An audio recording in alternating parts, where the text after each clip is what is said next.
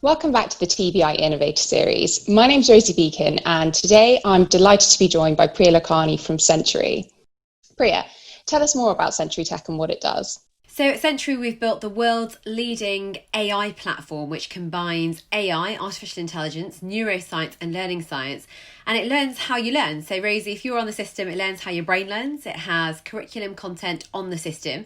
And the reason why it's really powerful and it's being used by schools across the globe and by learners at home across the globe is because it's the first system that can tell, for example, if you're struggling in science, it's because you can't calculate equations in maths. And the system can do this by itself.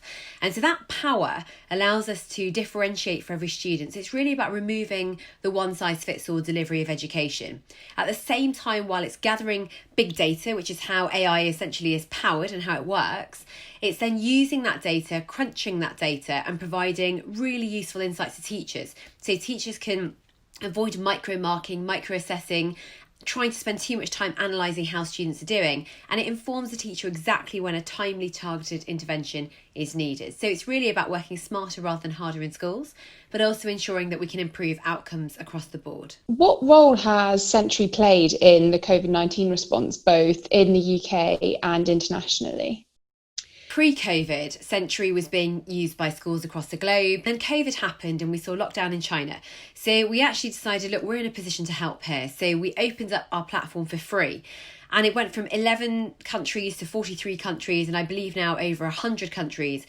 So lots and lots of schools out there, lots of families, parents, children using the platform so that they can learn autonomously. The pedagogy is really important to us. So Century is full of engineers, scientists, teachers, neuroscientists and psychologists, because we want to ensure that the nuances for education are catered for, that this is actually a platform that improves outcomes in the long term.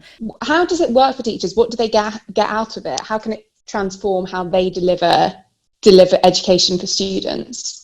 So the insights provided on the platform are, they've already been analysed, right? So it's not about death by data. You can see all of the information on the system if you want to, but it's about analysing that data for teachers and providing it in a way where they can just quickly look at it and say, right, here's a student that needs help here. This is why, this is their engagement level.